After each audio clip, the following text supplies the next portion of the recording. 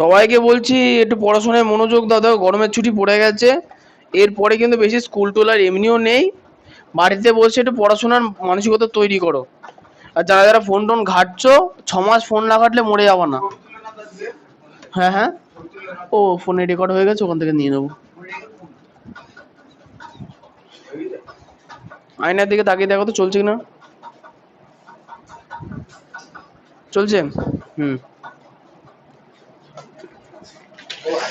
আচ্ছা, আজকে যেটা পড়বো হচ্ছে সেটা হচ্ছে যে ক্যামেরা কিভাবে কাজ করে। ঠিক আছে, দেখো আগেকার দিনে ক্যামেরা, সবার প্রথমে যে ক্যামেরা আছে সেটা ছিল সুচিত্র ক্যামেরা।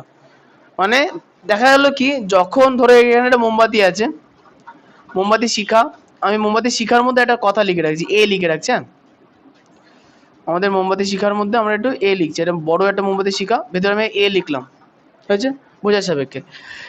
ধরো এটা সুজি ছিদ্র ক্যামেরা, তাহলে সুজি ছিদ্র মানে কি, একটা সূক্ষ্ম ছিদ্র যার মধ্যে দিয়ে একটা মাত্র আলোর রশ্মি যেতে পারে, ওর বেশি আলোর রশ্মি যেতে পারে না। আর পেছনে থাকে পর্দা। সুজি ছিদ্র ক্যামেরাটা কি হয়, সম্পূর্ণ একটা অন্ধকার বক্স হয়, যার পেছনে কি থাকে, পর্দা থাকে। দেখা যাচ্ছে কি কোনো কিন্তু লেন্স নেই এখানে। দেখা যাচ্ছে কি এই যে আলোর রশ্মি যেটা মানে যেটা উৎসটা, উৎসটা এই ছিদ্রের মাধ্যমে প্রথমত এইখান দিয়ে এত দূর যায়, আর এখান থেকে এত দূর যায়। ফলে হচ্ছে কি, যেহেতু পর্দাটা অনেক দূরে আছে, প্রতিবিম্ব এটা থেকে কি হচ্ছে, আসল বস্তু এইটুকুনি 10 সেন্টিমিটার, ছবি তৈরি হলো 30 সেন্টিমিটার, তাহলে কি হলো, ছবি বড় হলো। কিন্তু যদি পর্দা এখানে না রেখে আমি এখানে রাখতাম, তাহলে হতো কোনটুকুনি, ছোট হতো, হয়ে গেছে। এবার এর বৈশিষ্ট্য কি, এখানে যে ছবিটা তৈরি হয় সেই ছবিটা হয় উল্টো। কেমন হয়, এখানে এ সোজা ছিল, এখানে এ হবে কি উল্টো। এটা বাস্তবে তোমাদের দেখাবো আজকে। ঠিক আছে, এটা যে সূচি ছিদ্র ক্যামেরা, এটা যে প্রথম ক্যামেরা। এরপরে বিজ্ঞানীরা অনেক রিসার্চ করছিল, একটা পেপার ছিল, বিশেষ কেমিক্যাল মাখানো পেপার। কেমিক্যালের নাম হচ্ছে সিলভার ব্রোমাইড। কেমিক্যালের নাম সিলভার ব্রোমাইড, যেগুলোকে ফটো পেপার বলা হয় আর কি। ঠিক আছে, আগেকার দিনে ফটো ফিল্ম পাওয়া যেত সেগুলো।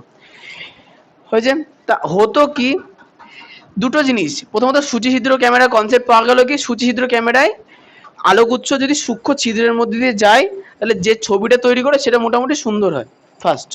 2 নাম্বার, ফটোগ্রাফি ফিল্ম বা ফটোগ্রাফিক ফিল্ম, আগেকার দিনে লাল লাল কালারের ফিল্ম হতো। হ্যাঁ, রিল হতো, রিল। হ্যাঁ, কালো কালারের ফিতে ফিতে দুই সাইডে ফুটো ফুটো ফুটো থাকতো, ওইটা আগেকার ফটোশপের দোকানে পাওয়া যেত, এখন পাওয়া যায় না, এখন ডিজিটাল প্রিন্ট হয়। তাই আগেকার দিনে ওটা কি হতো, সিলভার ব্রোমাইড হতো। কি ছিল, সিলভার ব্রোমাইড, সিলভার ব্রোমাইডের পেপার হতো। এই সিলভার ব্রোমাইডের যে পেপারটা ছিল সেটা কিন্তু খুবই আলোক সংবেদী ছিল, মানে ওর উপরে একটুখানি আলো পড়লেই সেটা রাসায়নিক বিক্রিয়া শুরু করে দিত। হলো, তাহলে এখন এই বুদ্ধিটাকে কাজে লাগিয়ে সবার প্রথমে ছবি তোলার ধারণার কথা এলো। হয়েছে, কিভাবে এলো, দেখলো যে লেন্স, উত্তর লেন্স, উত্তর লেন্সে কি হয়, এটা যদি উত্তর লেন্স হয় আর এটা যদি কোনো বস্তু হয়, তাহলে দেখা যাচ্ছে কি উত্তর লেন্সে বস্তু যে ছবিটা হয় সেটা কেমন হয়, উল্টো হয়, কিন্তু সুস্পষ্ট হয়। ছবিটা কি হয়, উল্টো কিন্তু সুস্পষ্ট হয়। কখন সুস্পষ্ট হয়, যদি সেটার উপরে সঠিকভাবে ফোকাস করা যায়। কি করা যায়, ফোকাস করা যায়। আচ্ছা, এবার এই বুদ্ধিটাকে কাজে লাগিয়ে ক্যামেরা তৈরি করা হলো। ক্যামেরার ফার্স্টে থাকতো, সবার প্রথমে কি থাকবে, এই যে যেটা বেরিয়ে থাকে গোল মতো, তার উপরে কি থাকে, উত্তর লেন্স লাগানো থাকে। হলো, তার পেছনে একটা অংশ থাকে যেটাকে বলা হয় কি, শাটার। কি বলা হয়, শাটার।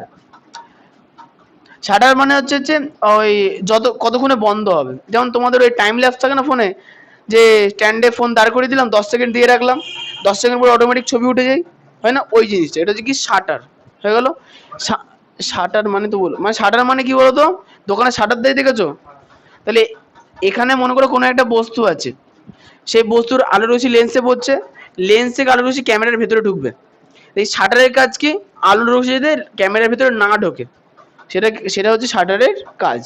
হচ্ছে শাটার দেওয়া, বুঝতে পারছো তো, দোকানের শাটার নামিয়ে দিলাম মানে কি দোকান বন্ধ হয়ে গেল, ক্যামেরার শাটার নামিয়ে দিলাম মানে কি ক্যামেরার মধ্যে আলো যাওয়া বন্ধ হয়ে গেল একদম।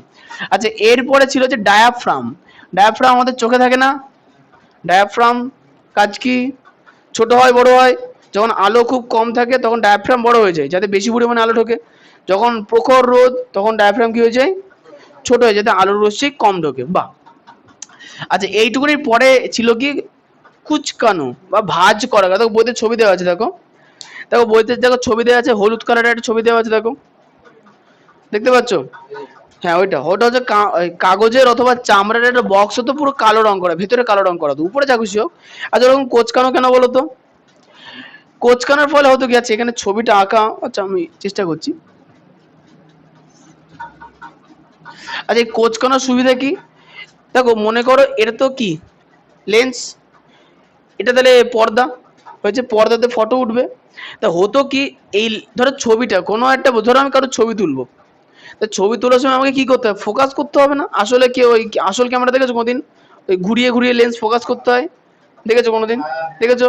তা এবার এই প্রথমগুলোতে ঘোরানোর সিস্টেম ছিল না, প্রথমে ছিল কোচকানোর সিস্টেম। হ্যাঁ যদি টানে তাহলে পর্দা দূরে চলে গেল, তাহলে তখন দেখবি হ্যাঁ পর্দায় সঠিক ছবি আসছে কিনা। যদি এটা পিছিয়ে দেওয়া যায়, মানে হয় এদিকে সরাতে হবে না এদিকে সরাতে হবে, দিয়ে এখানে পর্দার উপরে কি করতে হবে, যে আসল যে ছবিটা সেটা পরিষ্কার আসছে কিনা সেটা দেখতে হবে। যখন চলে আসবে তার বুঝে নেবো কি ফোকাস কমপ্লিট হয়ে গেছে।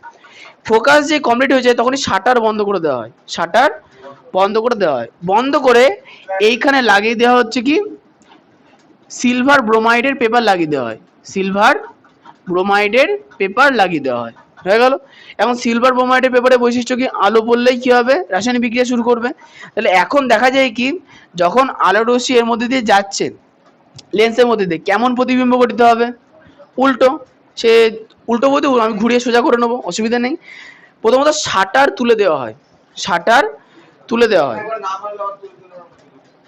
আরে শাটার না মারলেও যাতে, দেখো যদি শাটার প্রথম থেকে তুলে দেওয়া থাকে তাহলে হবে যতক্ষণে মানে আমি ওই সিলভার ব্রোমাইডের পেপারটা সেট করব ততক্ষণ তো আলো আসছে, আলো আসলে রাসায়নিক বিক্রিয়া করবে, তাহলে ব্লাড ছবি আসবে, নড়ে যাবে না।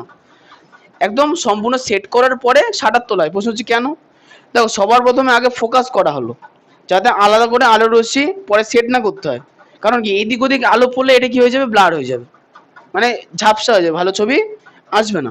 আগে প্রথমত কি করা হয়, ফোকাস করে নেওয়া হয়, দিয়ে শাটার বন্ধ করে দেওয়া হয় যাতে আলো আর না ঢোকে।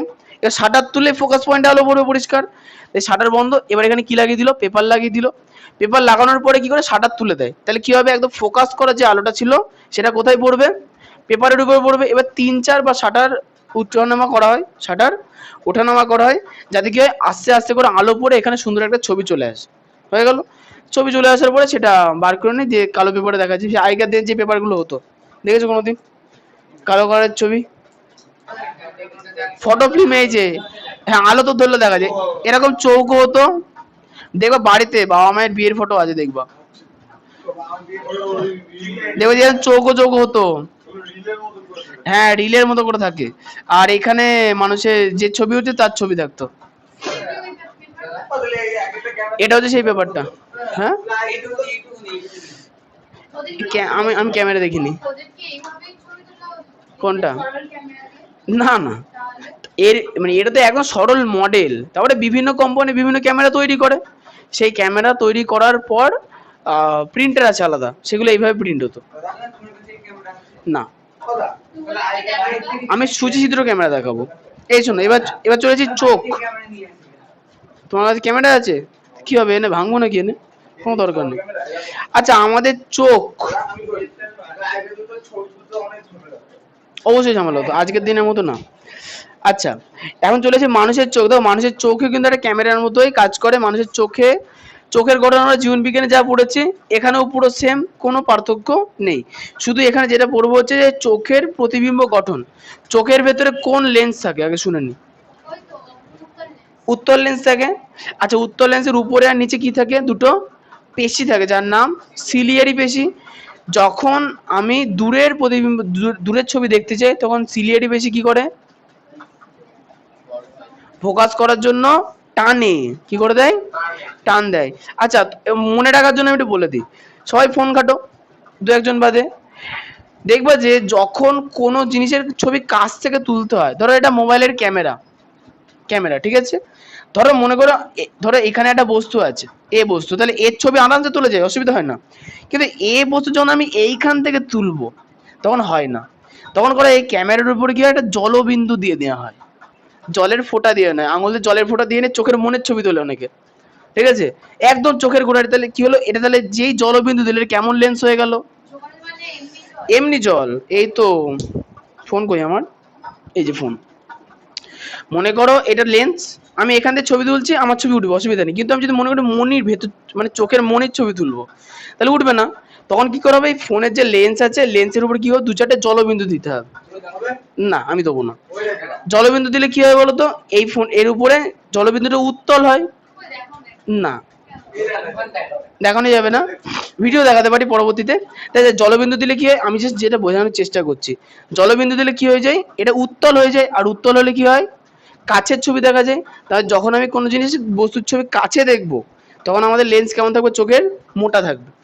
যখন দূরের ছবি দেখবো, তখন লেন্স কি হবে, সিরিয়ালি বেশি টান দেবে, লেন্স কি হয়ে যাবে, চোখের লেন্স পাতলা হয়ে যাবে।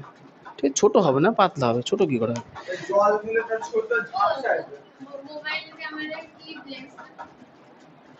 মোবাইলে ক্যামেরায় কোনো লেন্স থাকে না, সেন্সর থাকে।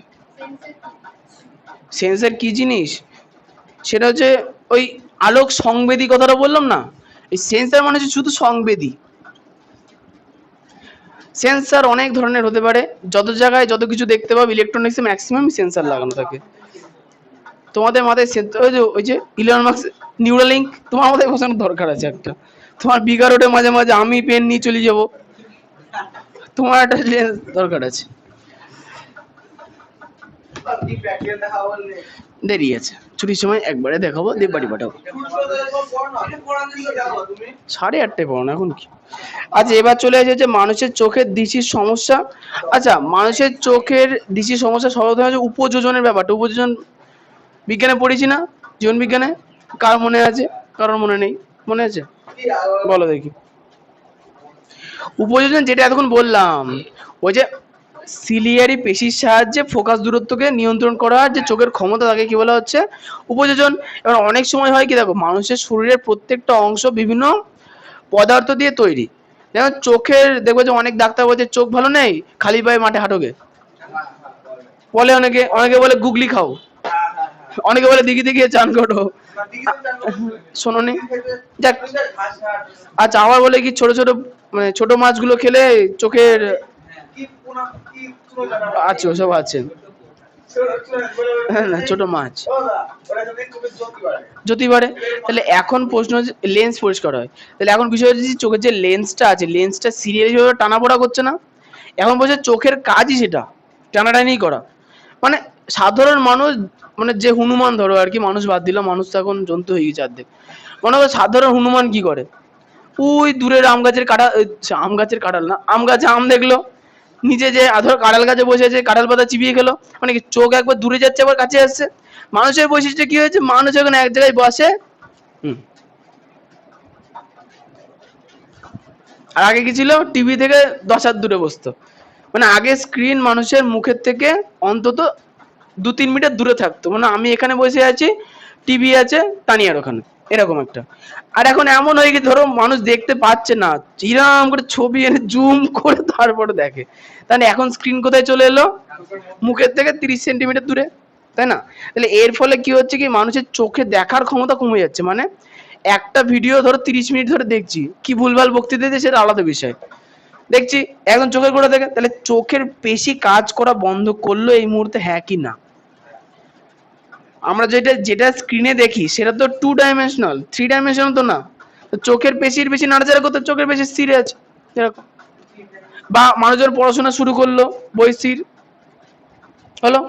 এর ফলে কি হলো, কি চোখের মনি যে লেন্স আছে, দুদিকে যে লেন্স আছে না, দুদিকে কি আছে, লেন্স না, পেশি আছে, পেশি, পেশির কার্যক্ষমতা কমে এলো।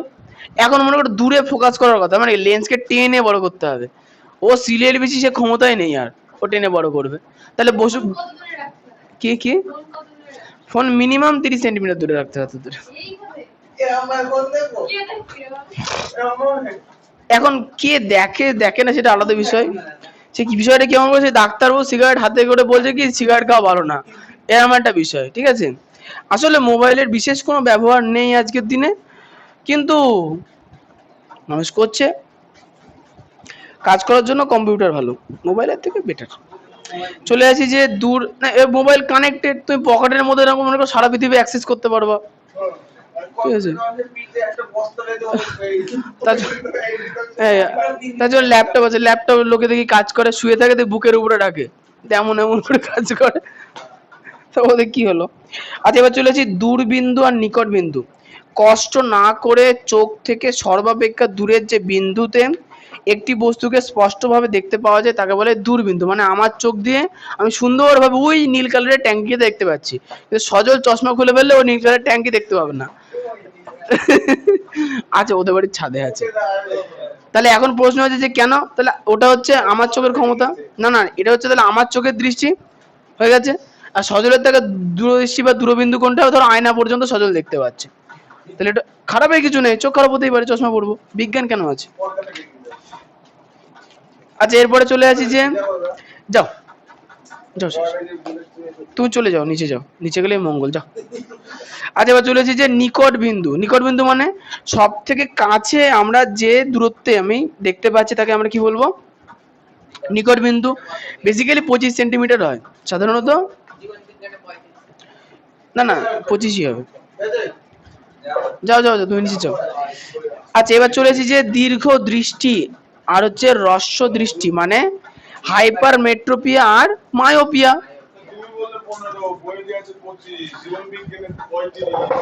কোনটা সত্যি, এগুলো প্রায় সবই প্রায় বলবো, যা বলবো প্রায়।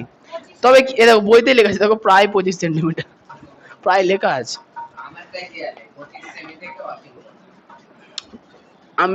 মানে বেশিরভাগ বই 25ই আছে, তোমরা 25ই ফলো করবা, বেশিরভাগ বইতে 25 আছে, ঠিক আছে। আচ্ছা এবার চলে আসে যে চোখের সমস্যা দু ধরনের হতে পারে, যদিও 3 ধরনের হয়, এখানে 2 ধরনের কথা বলেছে।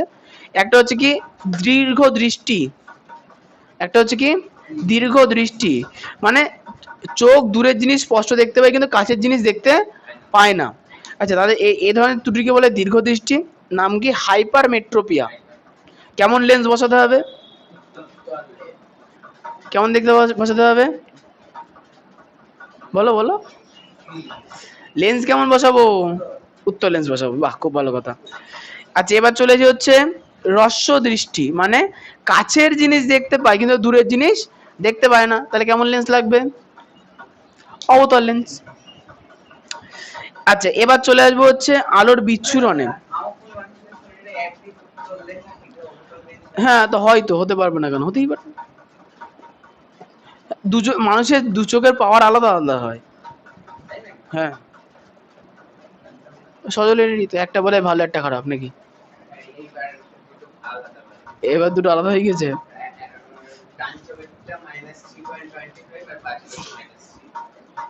ওটা হয়ে যাবে, আর 2 25 চলে যাবে। চশমা তুমি পড়ছো তবে এরকম হচ্ছে কেন, চশমা পরে শুনছি হয় না। আচ্ছা এবার চলেছে আলোর বিচ্ছুরণ। দেখো আলোর বিচ্ছুরণ মানে হচ্ছে আকাশের রংধনু। অঙ্কিত, রংধনুতে কটা রং দেখা যায়, কি কি বলে ভালো, ভিবজিওর, ভিবজিওর, বে মানে বেগুনি, নি মানে নীল, আচ্ছা এখানে আ হবে, বেনি আ, আকাশি, সবুজ, হলুদ, কমলা, লাল, হয়ে গেছে বেনিয়া। আমি বানিয়ে দেখাবো, ওই তো সূর্যের আলো চলে এসেছে, একটু পরে বানিয়ে দেখাচ্ছি। স্প্রেডে না, আমি পর্দায় ফেলে দেখাবো এই প্রিজমের সাহায্যে।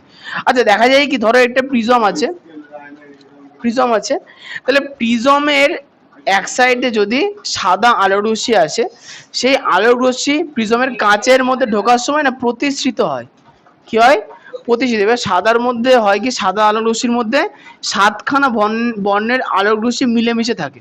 এই যে এবার হয় কি, প্রত্যেকটা আলোর রশ্মির তরঙ্গ দৈর্ঘ্য কি হয়, আলাদা হয়, হয়েছে তরঙ্গ দৈর্ঘ্য। এর ফলে কি হচ্ছে কি, কি সবকটার আলাদা হয়। এর ফলে কি হচ্ছে, যখনই প্রিজমের মধ্যে ঢুকছে অন্য মাধ্যমে যাচ্ছে, সে কোনো রশ্মি তাড়াতাড়ি চলে যেতে পারছে, কোনো রশ্মি আস্তে আস্তে যাচ্ছে। এর ফলে হচ্ছে কি, ইয়েস আর বেগুনিটা আসতে যাবে, এটা বৈশিষ্ট্য আলোর, তরঙ্গ দৈর্ঘ্য বেশি হয়েছে। এর ফলে কি হচ্ছে বলতো, এর ফলে যখন আমি পর্দায় ফেলছি সামনে, একটা বর্ণের পটি দেখা যাচ্ছে, কি দেখা যাচ্ছে, সাতটা বর্ণের পটি দেখা যাচ্ছে, যেখানে একদিকে লাল কালার, একদিকে বেগুনি কালার থাকছে, আর মাঝখানে নীল, আকাশি, সবুজ হতে এইভাবে আসছে। বোঝা গেল? এই ঘটনাকে আমরা কি বলবো? আলোর বিচ্ছুরণ। মানে সাদা বর্ণের আলো বিভিন্ন বর্ণের আলোতে বিশিষ্ট হয়ে যাওয়ার ঘটনাকে আমরা কি বলবো? আলোর বিচ্ছুরণ। হ্যাঁ, সাদা আলোর বিভিন্ন বর্ণে বিশিষ্ট হওয়ার ঘটনাকে আলোর বিচ্ছুরণ বলা হয়, যেমন আকাশের রংধনু। আচ্ছা, এবার চলে আসবো হচ্ছে বর্ণের অনুভূতি। মানে আমরা কোন বর্ণ দেখছি সেটা আমাদের চোখ কি করে বোঝে? রেটিনা কি করে বোঝে? পেজ নাম্বার 56 একদম নিচের দিকে আছে, দেখো। দেখো বলা আছে কি বর্ণের অনুভূতি। কি বলা আছে? যে সমস্ত আলোক তরঙ্গ দৈর্ঘ্য 4000 আর্মস্ট্রং, এর মাথায় শূন্য মানে কি? আর্মস্ট্রং। আচ্ছা, 1 আর্মস্ট্রং মানে কি? 10⁻⁸, মানে 10 কোটি ভাগের 1 ভাগ। 1 সেন্টিমিটারের 10 কোটি ভাগের 1 ভাগ আর কি হচ্ছে 1 আর্মস্ট্রং থেকে 8000 এর মধ্যে সেই আলোর রশ্মি আমাদের চোখে দর্শনে অনুভূতি জাগায়। এই পাল্লার আলোই হলো দৃশ্যমান বর্ণালী। তাহলে আলোর দৃশ্যমান বর্ণালী তরঙ্গ দৈর্ঘ্য কত? 4000 থেকে 8000 আর্মস্ট্রং। 4000 আর্মস্ট্রং থেকে 8000 আর্মস্ট্রং। দৈর্ঘ্য এখান থেকে পালপাড়া 1 কিলোমিটার, আমার বাড়ি থেকে সৌরভের বাড়ি 500 মিটার, আমার এই দেওয়াল থেকে এই দেওয়াল থেকে 1 মিটার, এইখান থেকে এইটুকুনি 10 সেন্টিমিটার, তাহলে এটা হচ্ছে 1 সেন্টিমিটার, এইটুকুনি 1 সেন্টিমিটার। এই 1 সেন্টিমিটারের 10 কোটি ভাগের 1 ভাগ হচ্ছে 1 আর্মস্ট্রং।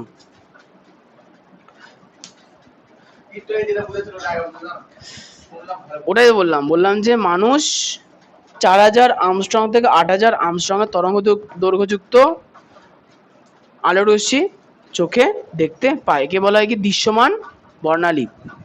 ঠিক আছে। আচ্ছা, অস্বচ্ছ বস্তুর বর্ণ। অস্বচ্ছ বস্তুর বর্ণ বলছি, কোন অস্বচ্ছ বস্তু সূর্যালোকে থাকলে ওই বস্তু যে বর্ণের আলো প্রতিফলিত করে বস্তুকে সেই রঙের মনে হয়। মানে এই যে নীল রঙের জামা, লাল রঙের জামা, বেগুনি রঙের জামা, এটাও বেগুনি রঙের জামা, ওটা বেগুনি না? ওই হলো সব যে কোনো রঙের জামা। ব্যাপারটা হচ্ছে এগুলো প্রত্যেকটা কি হবে? অস্বচ্ছ বস্তু। এগুলো প্রত্যেকটাই অস্বচ্ছ বস্তু। তাহলে অস্বচ্ছ বস্তু কি করে? ধরো এটা নীল কালারের জামা, এই নীল কালারটা আমি নীল কালার কি করে দেখছি? মনে করো দৃশ্যমান যে সাদা কালারের যে আলো পড়েছে, কতগুলো আলো আছে? 7টা আলো আছে। ওটা কি নীল? ওই নীল রংটা কি করছে? যে নিজের রং বাদে বাদবাকি সব রঙকে শোষণ করে নিচ্ছে। কি করছে?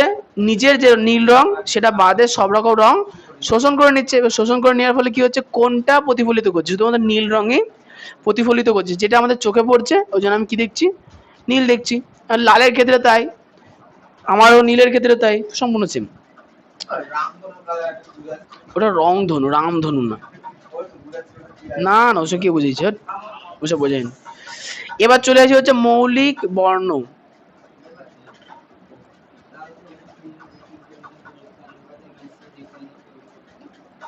ও আচ্ছা, এখানে বলেছে কি স্বচ্ছ বস্তুর বর্ণ। আচ্ছা, স্বচ্ছ বস্তুর কোনো বর্ণ থাকে কি থাকে না? স্বচ্ছ জল থাকে না। মনে করো একটা বলছি, তোমার এই জামা, ওর জামা, ওর যে সবার জামা মনে করো আলাদা আলাদা, গেঞ্জি জামা একই হলো, জলের মধ্যে যদি চুবিয়ে দিই, ধরো আমার গেঞ্জি জলে চুবিয়ে আমি কি দেখবো? নীলই দেখবো জলকে, নাকি জল বর্ণহীন দেখবো? জলের মধ্যে কোন কালার দেখতে পাবো? কি নীল দেখতে পাবো। জলকে যদি সাদা কালারের বালতিতে রাখি, সাদা দেখবো। লাল কালারের বালতিতে রাখলে সমুদ্রের জল নীল, দিঘির জল সবুজ, দিঘির জল সবুজ। তাহলে বোঝা যায় এগুলো কেন হয়? কারণ জলের মধ্যে স্বচ্ছ মাধ্যমের তল মানে মধ্যে যে কালারের বস্তু থাকবে তার কালারই আমরা সেটা দেখতে পাবো। এখন কাঁচের স্বচ্ছ বাটির মধ্যে যদি রাখি তাহলে কি দেখবো?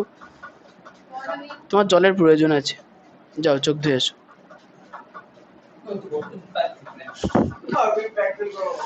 একটু পরে। এবার চলেছে মৌলিক বর্ণ। মৌলিক বর্ণ মানে হচ্ছে, এইটা হয়ে গেছে, আর এক পেজ আছে। আচ্ছা, মৌলিক বর্ণ মানে হচ্ছে যে চ্যাপ্টার শেষ।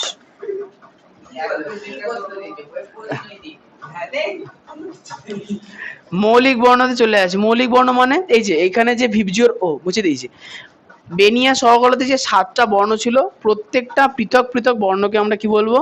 মৌলিক বর্ণ। মানে যদি প্রিজমের মধ্যে দিয়ে আমি লাল কালারের লেজার লাইট পাঠাই, সেটা প্রিজম, প্রিজম জানো না বুড়ো বয়সে, তাহলে দেখা যাবে কি সেক্ষেত্রে লাল কালার অন্য কোনো কালার তৈরি করছে না, কিন্তু সাদা কালার পাঠালে কি হবে? তৈরি করবে। আর তাহলে লাল কালারটা কি হলো? মৌলিক বর্ণ। মানে লাল কালার শুধুমাত্র লাল রং দিয়েই তৈরি, অন্য কোনো রশ্মি দিয়ে তৈরি, কিন্তু সাদাটা ওটা হয়তো সিস্টেম। আচ্ছা তোমাকে একটু পরে বলছি। এবার চলেছি পরিপূরক বর্ণালী। 57। সাদা আলোর বর্ণালীর একদিকের কোনো বর্ণের সঙ্গে বিপরীত দিকের কোনো বর্ণ উপযুক্ত অনুপাতে মিশে থাকা সাদা বর্ণ পাওয়া গেলে ওই দুটি বর্ণকে বলছে কি পরিপূর্ণ বর্ণালী। মানে তোমরা যদি কার্ডবোর্ডে এরম নাও, ধরো একটা কার্ডবোর্ড নিয়েছো গোল করে, কার্ডবোর্ডের মধ্যে বিভিন্ন কালার নিয়েছো, এটা হলুদ নিয়েছো, এটা সবুজ নিয়েছো, হ্যাঁ বা তুমি 7টা কালারই নিয়েছো, দেখা যাবে কি হ্যাঁ মোটর সাহায্যে ঘোরাটা দেখা যাবে কি সাদা হয়ে যাবে। তোমাদের বইতে বলছে যে সাদা আলোর বর্ণালীর একদিকের কোনো বর্ণের সঙ্গে বিপরীত দিকের কোনো বর্ণ উপযুক্ত অনুপাতে মিশিয়ে সাদা বর্ণ যদি পাওয়া যায়, সেটাকে আমরা কি বলবো? দুইটি বর্ণকে পরিপূরক বর্ণ। কি বলবো? আচ্ছা এখানে এক রঙের মধ্যে অন্য রং মিশিয়ে কেমন বলো তো? যেমন দেখো তোমরা জানো, যারা যারা ছবি আঁকা শেখো জানো যে হলুদ রঙের উপরে যদি নীল রং ঘষা যায়, তাহলে কোন রং তৈরি হয়? সবুজ তৈরি হয়।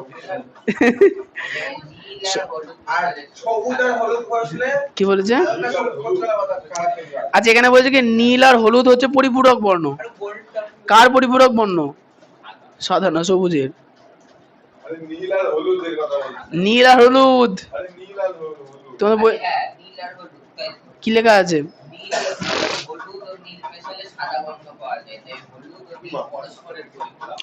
নীল আর হলুদ মিশালে সাদা বর্ণ পাওয়া যায়।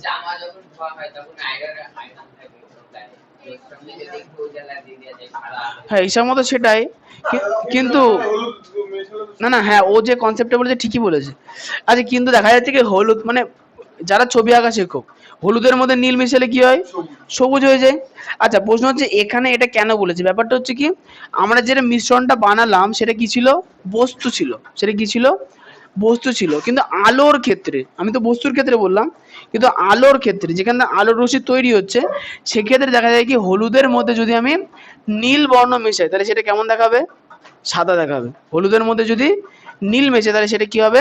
যেমন ধর স্কুলের ড্রেস, সাদা কালারের ড্রেস হয় না, তো অনেকদিন ধরে কাচাকুচি করলে একটু হলদে হলদে ভাব চলে আসে, তাই জন্য কি করায় উজালার মধ্যে চোবানো হয়।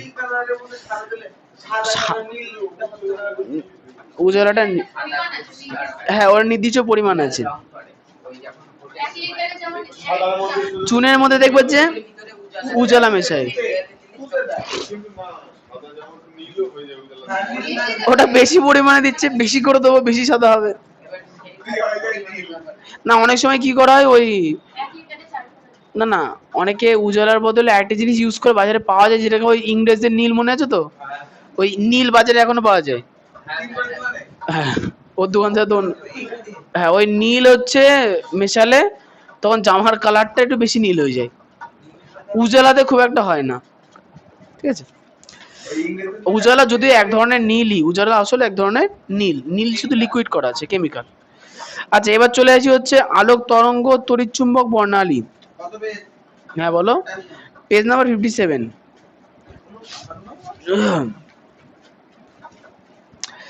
আচ্ছা তড়িৎচুম্বক বর্ণালী এর মধ্যে আগে তড়িৎচুম্বকের তরঙ্গের মধ্যে একটা জানি। যেমন দেখো আমাদের যে মোবাইলের নেটওয়ার্ক, মোবাইল ফোনের যে নেটওয়ার্ক চলছে, দেখো মোবাইল ফোন তো তার ছাড়াই চলছে, বা এই যে ওয়াইফাই মেশিন, তার ওয়াইফাই মেশিন থেকে ওয়াইফাই সিগন্যাল আমার ফোনে যাচ্ছে, ফোনে আমি ইন্টারনেট পাচ্ছি। তাহলে প্রশ্ন হচ্ছে যে ওই যে দুটো অ্যান্টেনা আছে ওর কাজ কি? ও যে তড়িৎ না না ওর কাজ হচ্ছে তড়িৎ চুম্বকীয় তরঙ্গ তৈরি করা। দেখবা যে ওই বড় বড় টাওয়ারে বড় বড় ড্রাম থাকে, হ্যাঁ রডের মধ্যে থাকে না, ওগুলোর কাজ ওগুলো সবকটাই হচ্ছে রিসিভার কোনোটা, আর কোনোটা হচ্ছে তড়িৎচুম্বক তরঙ্গ সৃষ্টি করে। হুম বড় সাইজের, ছোট কেন হবে? আচ্ছা কখনো ছোট, আচ্ছা হ্যাঁ হ্যাঁ অঙ্ক অল্প কটা করবো আজকে। আচ্ছা এই শোন, আগে এটা শেষ করে, এই যে হয়ে গেছে, ঝামেলা করে কোনো লাভ নেই। তাহলে তড়িৎ চুম্বকীয় তরঙ্গের মাধ্যমে কি বুঝতে পারছি যে তড়িতের ফলে যে চুম্বকীয় তরঙ্গ তৈরি হচ্ছে তাকে বলবো কি তড়িৎ চুম্বকীয় তরঙ্গ। আচ্ছা তোমাদের এখানে কতগুলো তরঙ্গ দৈর্ঘ্যের পাল্লা মুখস্থ রাখতে হবে। বইতে দেখো একটা ছক দেওয়া আছে। প্রথমত দেখা যাচ্ছে রেডিও তরঙ্গ দেওয়া আছে, কত দৈর্ঘ্য, কত 10^11 আমস্ট্রং। তারপরে দেখো মাইক্রোওয়েভ দেওয়া আছে। মাইক্রোওয়েভ কোনটা বলো তো? মাইক্রোওয়েভ দেখেছো কোনোদিন? মাইক্রোওয়েভ, মাইক্রোওয়েভ শোনোনি? হ্যাঁ ওই মাইক্রো ওভেন যেটা বলো ওটা হচ্ছে মাইক্রোওয়েভ।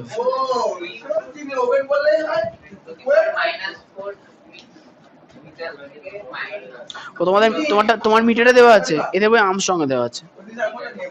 আচ্ছা অসুবিধা নেই। আচ্ছা এবার চলেছে অবলোহিত তরঙ্গ, মানে হচ্ছে এই যে দাঁত বের করো নাম সবই শুনেছো। আচ্ছা মাইক্রোওয়েভ চেনেছো? যার মধ্যে ওই যে ওই বাজারে কনফেকশনের দোকানে পেস্ট্রি গরম করে দিই, পেস্ট্রি না ওই কি যেন প্যাটিস গরম করে দেয়, ওগুলো হচ্ছে কি মাইক্রোওয়েভ। ওর মধ্যে কাজ করে কি, মাইক্রোওয়েভের কাজ হচ্ছে খুব ক্ষুদ্র ক্ষুদ্র তরঙ্গ নিঃসরণ করে, যার ফলে খাবারের মধ্যে থাকা জলের কণাগুলো উত্তপ্ত হয়ে যায়। হাত দিলে, হাতের মধ্যে জল আছে আমাদের, হাতও সেদ্ধ হয়ে যাবে। কিন্তু তুমি নর্মাল স্টিলের বাটির ওকে একটা সিঙ্গেল কিচ্ছু হবে না, কাঁচের বাটির ওকে কিচ্ছু হবে না, না কিছু হয় না। আচ্ছা অবলোহিত মানে হচ্ছে আইআর, ইনফ্রারেড, ইনফ্রারেড। তোমরা হচ্ছে তোমাদের স্কুলে এই তো ইনফ্রারেড সবথেকে ভালো স্কুলে আছে।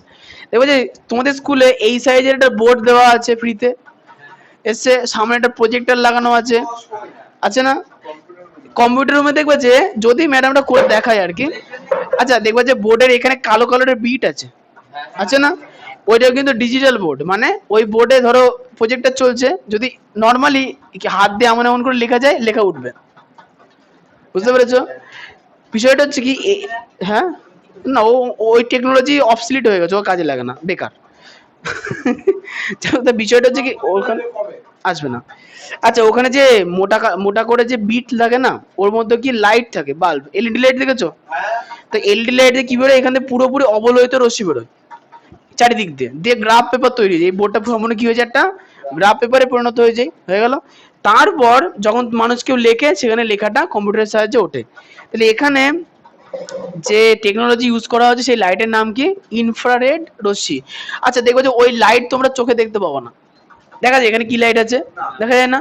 কেন দেখতে পাবো না? দেখো লেখা আছে অবলোহিত তরঙ্গ 8000 অ্যামস্ট্রং থেকে 10^7 আমস্ট্রং। এটা না, এটা চিহ্ন একটা, সেন্টিমিটারের চিহ্ন সিএম, আমস্ট্রং এর চিহ্ন, এর মাথার উপরে 0। আচ্ছা চলেছে দৃশ্যমান আলোর বর্ণালী কোনখান থেকে কতদূর, 4000 আমস্ট্রং থেকে 8000 আমস্ট্রং। আচ্ছা সজলের বইয়ে কত লেখা আছে? হুম হ্যাঁ মিটার, তোমারটা মিটার দেওয়া আছে, তুমি মিটার দিয়ে লিখবা, কোনো সমস্যা নেই। আচ্ছা এবার চলেছে অতিবেগুনি রশ্মি। অতিবেগুনি রশ্মি মানে 8:30 দিয়ে ছাড়বো, 8:30 একটু আগে ছাড়বো না, আজ অঙ্ক করাবো না, যাও। আচ্ছা অতিবেগুনি রশ্মি করাবো না, ধরে না আজকে অঙ্ক করাবো, তোমাদের ওই দুটো জিনিস দেখাবো, সূর্যের আলো চলে গেল। আচ্ছা অতিবেগুনি রশ্মি 100 আমস্ট্রং থেকে 4000 আমস্ট্রং। এক্স রশ্মি কোথায় লাগে, এক্স রশ্মি কোথায় কাজে লাগে? না না আমি বলছি কাজে লাগে কোথায় জানো না? হাত ভেঙে গেলে হাতের ভেতরে, ওইটা না,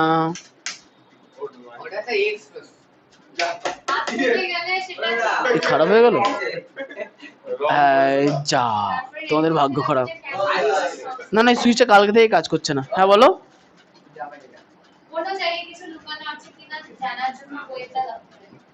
দেখবা এয়ারপোর্টে কে কে গেছো, এয়ারপোর্ট যাওনি? দেখবা যে এয়ারপোর্টে ব্যাগ চেক করা হয়। আচ্ছা মেট্রোতে উঠেছো কোনোদিন? মেট্রোতে ওঠার আগে একটা ব্যাগ চেকিং এর মেশিন আছে দেখবা, কলকাতাতেও আছে। তো বিষয়টা হচ্ছে ওই ওটার মধ্যে থাকে কি, এক্স রে থাকে। ব্যাগের মধ্যে কিছু থাকলে, যদি ধরো ধাতব বস্তু থেকে ধরো তরোয়াল নিয়ে ব্যাগের মধ্যে ঢুকে পড়েছে বা চাকু নিয়ে ঢুকে পড়েছে, তাহলে কি হবে? না না কোনো অসুবিধা নেই, হ্যাঁ সব দেখা যাবে, ওখানে স্ক্রিন আছে, নিয়ে যাবা পুরো সম্পূর্ণ এক্স রে করে নেয়। যদি কোনো ধাতব পদার্থ থাকে তাহলে ওটা ব্যাগটা আটকে দেয়। আচ্ছা এরপরে যে গামা রশ্মি, গামা রশ্মিটা খুব, কোথায় গো, যাও যাও যাও, গামা রশ্মি নিঃসৃত হয় হচ্ছে ইউরেনিয়াম, থোরিয়াম, রেডিয়াম, এগুলো থেকে কি হয়, গামা রশ্মি নিঃসৃত হয়। আচ্ছা গামা রশ্মি তোমরা আগের বছর পড়েছো, মনে আছে, ইউরেনিয়াম 235, আলফা বিটা গামা রশ্মি নির্গত হয়, যেটা কি করে অন্য পরমাণু নিউট্রনকে ফাটিয়ে দেয়, ভেতরে ঢুকে পড়ে নিউক্লিয়াসকে ভেঙে। ঠিক আছে। আচ্ছা গামা রশ্মি হচ্ছে প্রধানত হচ্ছে যখন পরমাণু বোমা ফেলা হয়। আচ্ছা পরমাণু বোমা ফেললে কি হয় কেউ জানো? সিনেমাতে যেটা দেখে না, ফেললো দ্রুম করে দিগনগর উড়ে গেল, ওরকম কিচ্ছু হয় না। ধরো পরমাণু বোমা আমাদের বাড়ির ছাদে ফেলা হলো, কি হবে, আমাদের বাড়ি ভেঙে যাবে আর কিছুই হবে না। দ্রুম করে বাস্ট করবে এমন কিচ্ছু হয় না, কিচ্ছু হবে না। ফেললো পটাশ করে, আশেপাশে অটোমেটিক্যালি যা গাছপালা আছে, যা গাছপালা মানে মানুষ টানুষ যা কিছু আছে সব মোটামুটি শেষ, অটোমেটিক্যালি মরে যাবে। হ্যাঁ আমার বাড়ি ফেললে আমি তো আগে মরবো। ঠিক আছে, মানে এই ঘটনা হচ্ছে জাপানে যখন হিরোশিমাতে পড়ে, কিছু কিছু বুড়ো মানুষ টানুষ ছিল যারা দেখেছিল আর কি, মনে করো তারা মোটামুটি 10 কিলোমিটার দূরে ছিল, তারা মোটামুটি আবহাওয়াটা আভাস পেয়েছিল। আর আবহাওয়াতে চরম পরিবর্তন হয়, মানে একসঙ্গে প্রচুর হিট তৈরি হয়, মোটামুটি আশেপাশে মানে কয়েক সেকেন্ড বা মিনিটের মধ্যে বলতে পারো, যদি 10-12 কেজির একটা ফেলা হয় তাহলে দিগনগর চত্বরে এই পালপাড়া পর্যন্ত সব উড়ে চলে যাবে, মানে কয়েক মিনিটের মধ্যে আস্তে সব গলে যাবে, গাছপালা যা কিছু আছে, মানুষ থাকলে পুরো পুরো একদম সম্পূর্ণ বৃষ্টি হয়ে যাবে। গরমে হালকা গর্ত হয়ে যায় আর মাশরুম ক্লাউড তৈরি হবে, বৃষ্টি হবে, অ্যাসিড বৃষ্টি, গায়ে লাগলেই একদম ফুসকা পড়ে যাবে।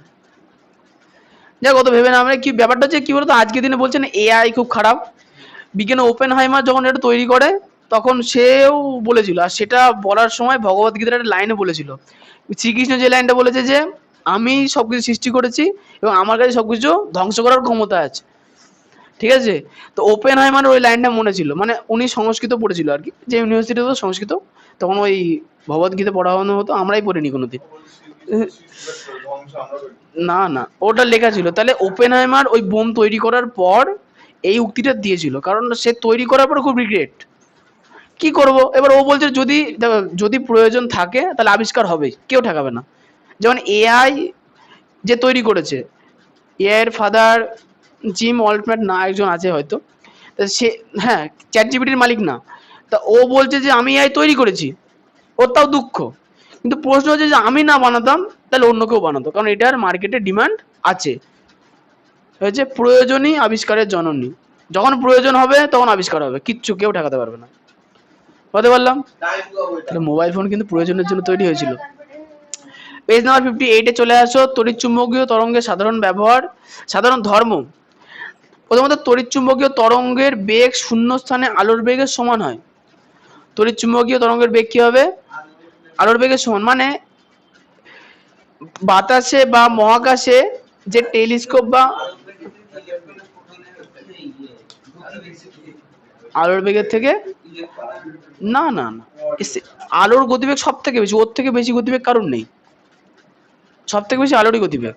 আচ্ছা এবার চলেছি তড়িৎচুম্বকীয় তরঙ্গের বিস্তারের জন্য কোনো মাধ্যমের প্রয়োজন পড়ে না, মানে মহাকাশে যে স্যাটেলাইট পাঠানো হয়, শুনবা যে ভারতবর্ষ থেকে অনেক স্যাটেলাইট পাঠানো হচ্ছে কি, মানে সম্পূর্ণ মহাকাশে ছেড়ে দিয়েছে, ও যা ছবি তুলছে তার ইনফরমেশন পাঠাচ্ছে পৃথিবীতে। ঠিক আছে, কি করে পাঠাচ্ছে, তড়িৎচুম্বকীয় তরঙ্গের মাধ্যমে, ও তড়িৎচুম্বকীয় তরঙ্গ ছেড়ে দিচ্ছে। এবার মনে করো তরঙ্গটা কি বলতো, সেই অ্যানিমেশনের টিভিতে তীর দেখায় না, একটা লোক তীর মেরে দিল ঠিক জায়গায় গিয়ে লেগে গেল, সেরকম। মানে তড়িৎচুম্বকীয় তরঙ্গ অনেক বড় তরঙ্গ, প্রচুর বড় বড় তরঙ্গ।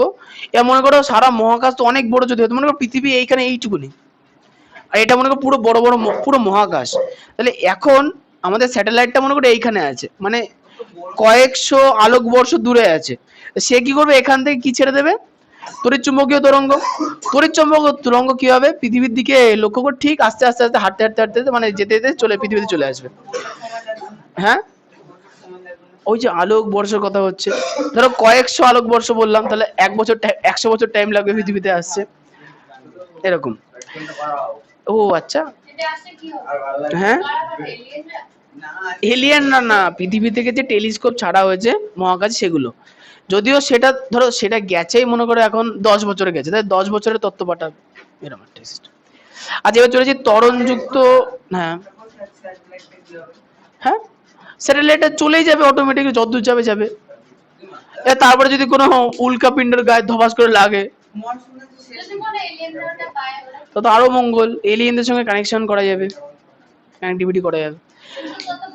কিন্তু এমনও মানে কিছু রিসার্চ আছে, বলা হচ্ছে কি আমেরিকার নাসা এলিয়েনদের খোঁজ পেয়েছে, তাদের সঙ্গে কাজ মানে না, আমেরিকাতে একটা বিশেষ জোন আছে, ঠিক আছে, এক্স জোন এমন কিছু একটা বলা আছে। এক্স জোনের মধ্যে কিছু রিসার্চাররা থাকে, আর সেকার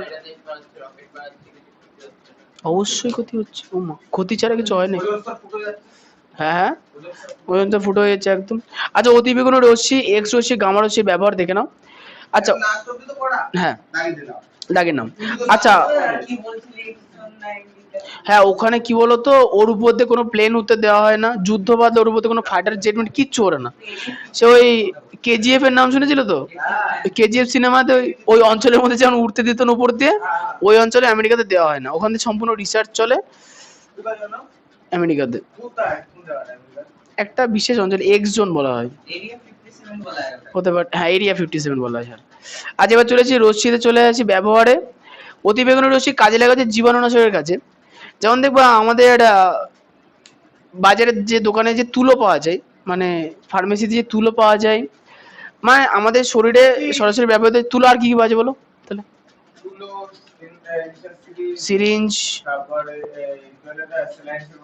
ইয়েস, প্রত্যেকটাকে জীবাণু নষ্ট করতে ইউভি রশ্মির একটা লাইট, টিউব লাইট যেমন হয় আমাদের টিউব লাইট, সেরকম টিউব লাইট আছে যাতে কি ইউভি রশ্মি আসে। হ্যাঁ, জল পরিশোধনের কাজেও লাগে, ঠিক বলেছো। আচ্ছা, এবার হচ্ছে এক্স রশ্মি। এক্স রশ্মি জানো, হাত দাঁত সব ভেঙে গেলে এক্স রশ্মিতে প্লেট তৈরি করা হয়। ও জানো না? জানো, হাত ভেঙে বা হাড় ভেঙে গেলে এক্স রশ্মি করা হয়, এক্স রে করে না, তো এক্স রে মানে কি, এক্স রশ্মি হাড়ের মধ্যে দিয়ে চলে যায়, যেখানে হাড় থাকে সেখানে এক্স রশ্মি যেতে পারে না, যেখানে হাড়, হ্যাঁ হ্যাঁ, কি, হ্যাঁ, ক্র্যাক হয়ে যায় হালকা, ঠিক। আচ্ছা, এবার চলে যাই গামা রশ্মি।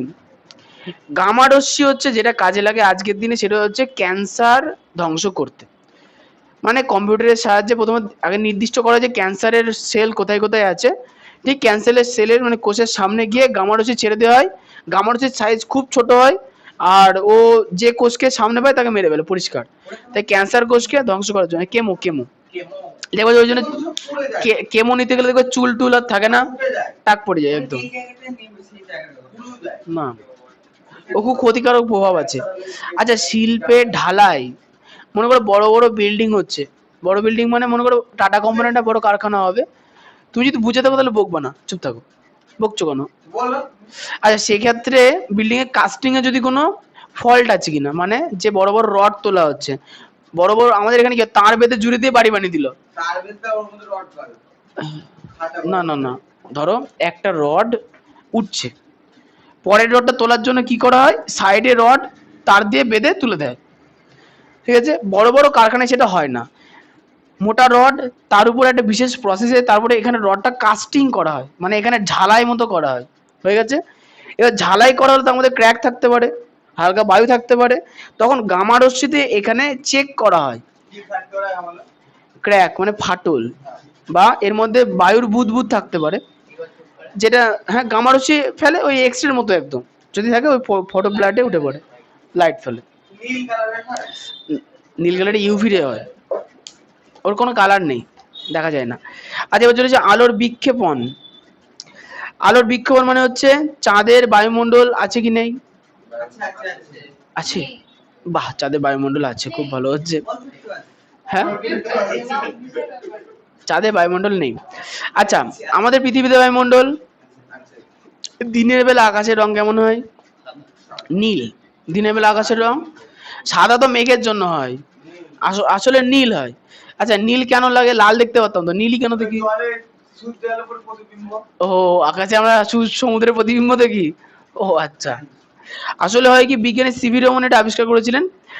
দিনের বেলা আকাশ নীল হওয়ার কারণ হচ্ছে বিক্ষেপণ, আলোর তরঙ্গ দৈর্ঘ্যের তুলনায় ছোট কোনো ধূলিকণা বা গ্যাসের অণুর উপর আলোর রশ্মি আবদ্ধ হলে ওই কণা আলোক তরঙ্গ থেকে শক্তি শোষণ করে এবং ওই শক্তিকে একই তরঙ্গ দৈর্ঘ্যের তরঙ্গে চারিদিকে ছড়িয়ে দেয়।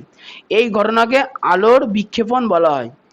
সিভি রমন একদম ভারত থেকে আমেরিকা যাচ্ছিল প্লেনে করে, প্লেনের দিকে তাকিয়ে আছে, প্লেনের যে কাঁচ দিয়ে বাইরে তাকিয়েছিল, বাইরে দেখলো যে সমুদ্র যেখানে শেষ হচ্ছে সেখান থেকে মনে হচ্ছে কেন ওদিকে লাল এদিকে নীল কেন লাগছে। ওই কেনর আবিষ্কার করতে গিয়ে তিনি যেটা আবিষ্কার করেন সেটা কি আলোর বিক্ষেপণ। বিক্ষেপণটা কি, আলোটা হচ্ছে যখন পড়ছে আকাশে প্রচুর ধূলিকণা আছে, এখনো 15 মিনিট আছে, আসো নিচে করাবো। আচ্ছা, ধূলিকণাতে কি হচ্ছে, আলোর শক পড়ে রশ্মি শোষিত হয়ে যাচ্ছে, শুধুমাত্র কোন রশ্মি বেরোতে পারছে না, এক্স রশ্মি আলোর মধ্যে দাগে না, নীল কালার হচ্ছে, তাই আকাশকে আমরা কি দেখি, নীল দেখি, এটাকে বলা হচ্ছে কি আলোর বিক্ষেপণ। আচ্ছা এবার চলে আসবো চাঁদের কালো আচ্ছা চাঁদের আকাশ কালো কেন? হ্যাঁ, বায়ুমণ্ডল নেই, তাহলে আলোর বিক্ষেপণই হয় না, বুঝতে পেরেছো? মহাকাশে তো নির্দিষ্ট কোনো আলো নেই, তাই চাঁদের আকাশ কালো। সবারই শেষ আছে।